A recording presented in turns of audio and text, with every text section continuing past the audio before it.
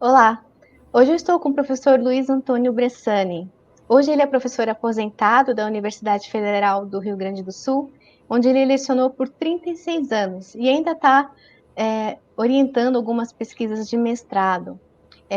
Ele também está atuando hoje na empresa BSE Engenharia Geotécnica e Ambiental como consultor e projetista.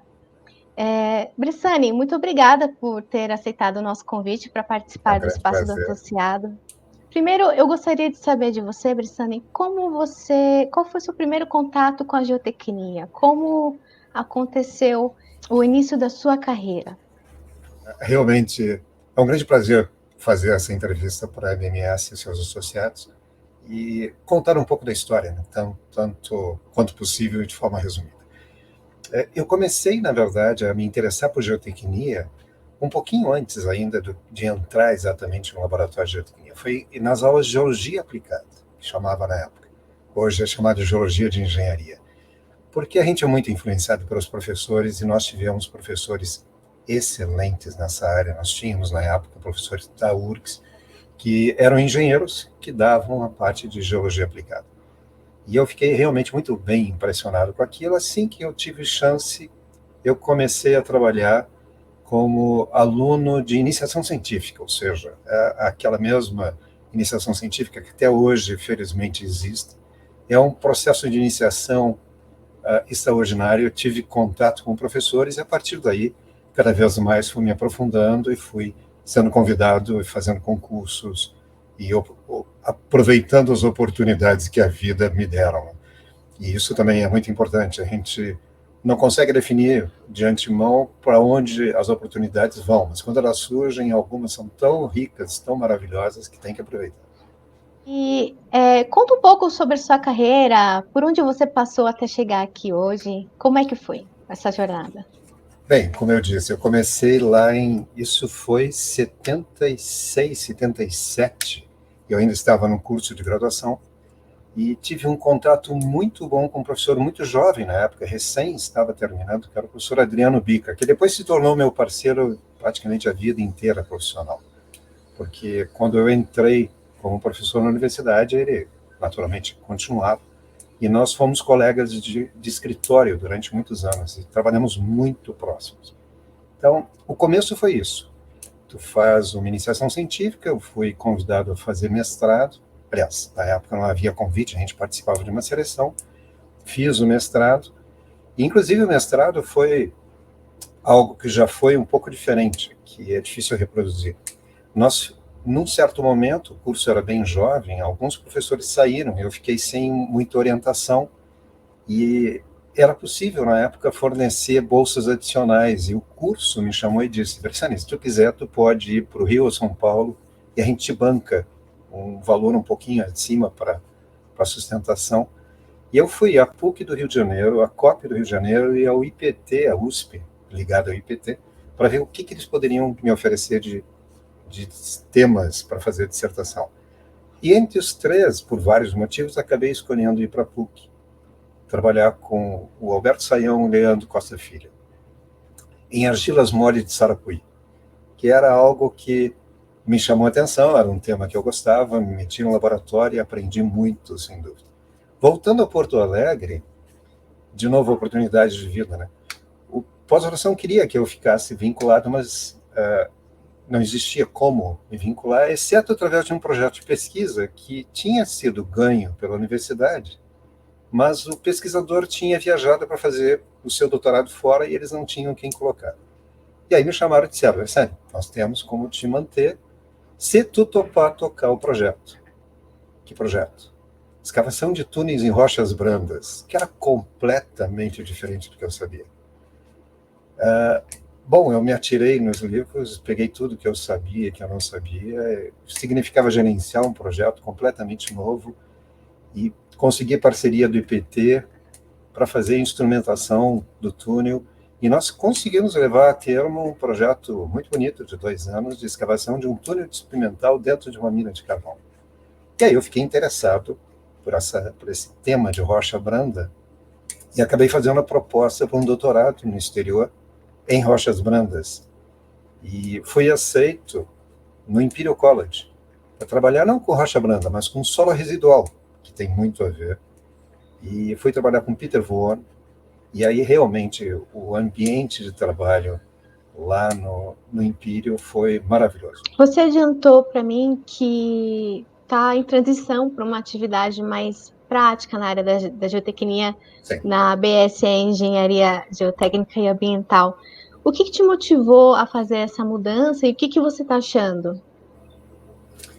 Essa é uma bela pergunta. Na verdade, a minha carreira toda foi feita com um professor de dedicação exclusiva dentro da Universidade Federal. E a gente tinha oportunidades de fazer a aplicação do conhecimento. Eu sempre tentei fazer isso. Trabalhei muitas vezes dando suporte técnico ao DAER, que é o nosso DR daqui. Ele tem um AD autônomo. Esse departamento de estradas, ele me permitiu, ao que eu voltei ao Rio Grande do Sul, trabalhar com a tentativa de solução de problemas práticos. E aprendi muito com eles. Então, depois da supervisão da Rota do Sol, uma etapa que eu fiz desde a etapa de investigação até a entrega final, o projeto final. Depois a BR 471, que foi outra estrada muito desafiadora de uma subida de serra que nós temos aqui no sul.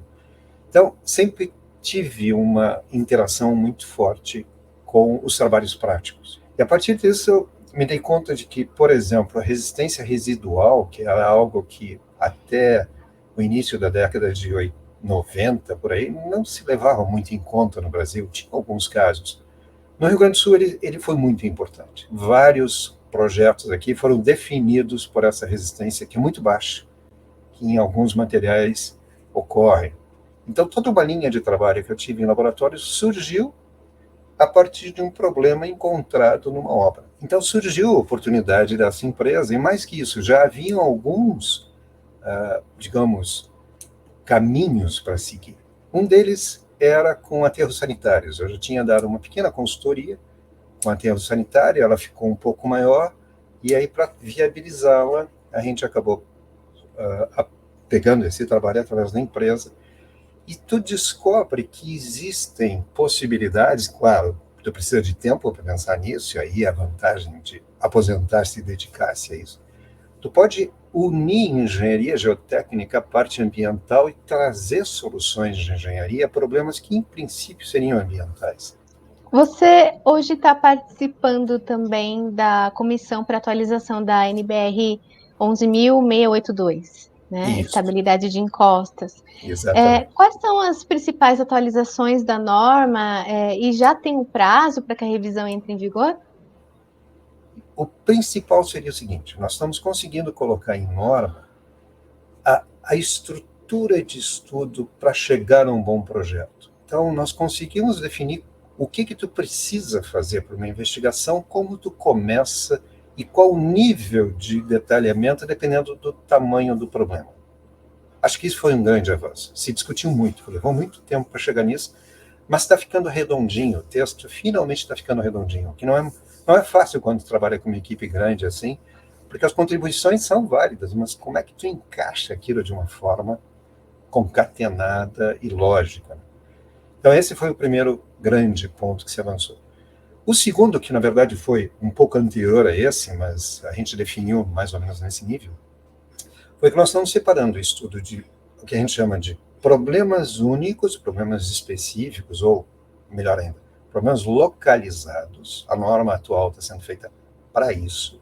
E ela vai ter um anexo, ou uma outra norma, ainda não está completamente claro. Esse anexo seria para obras lineares. E aí, de novo, a minha experiência com estradas, isso me parece perfeitamente justificado. Quando você trabalha como estrada, muitas vezes tu passa em geologias muito semelhantes durante 3, 4, 5 quilômetros. Então tu não precisa fazer todo um trabalho de investigação cada vez para cada talude, para cada corte que tu vai fazer.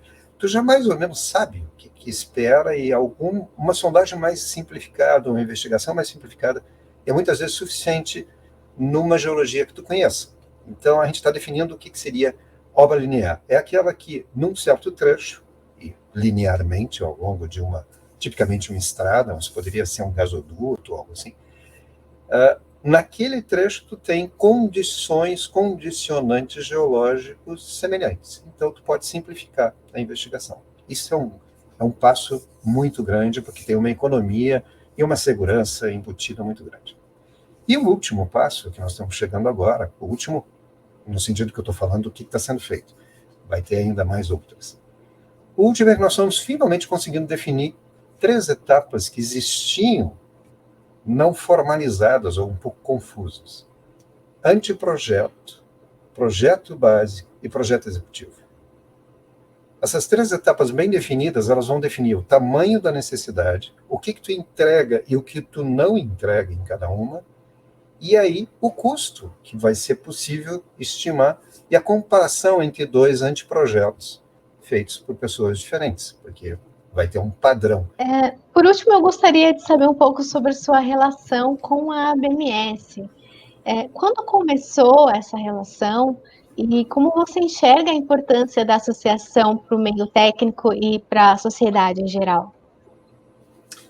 Bom, a BMS tem um papel, como todas as associações profissionais, um papel muito importante na sua área de atuação, porque nós reunimos dentro da associação todos os entes que trabalham com geotecnia, eventualmente com fundações também, existe a ABF, que seria uma entidade co-irmã, mas o que é fundamental, a gente tem um fórum de discussão e a organização de congressos, a organização de fóruns de discussão em vários níveis, porque a BMS ela começou com os congressos nacionais, do qual eu tento participar desde o meu início de carreira, eu tenho tentado participar em praticamente tudo que a nível nacional é oferecido, mas ela começou só com os congressos nacionais, só não, já era uma grande coisa. Hoje existem congressos regionais, que o primeiro congresso regional mais específico foi o GeoSul, criado aqui pelo núcleo do Rio Grande do Sul, numa ideia de colegas meus, eu não fazia parte da diretoria, então eu posso falar muito tranquilo, e deu tão certo, que foi reproduzido. Hoje tem vários congressos do Centro-Oeste, do Nordeste, da Bahia, do Rio de Janeiro, porque faz com que se torne mais objetiva o contato entre diferentes profissionais que normalmente não iriam no Congresso Nacional, discute mais especificamente o problema que eles têm ali e tem um contato muito mais direto.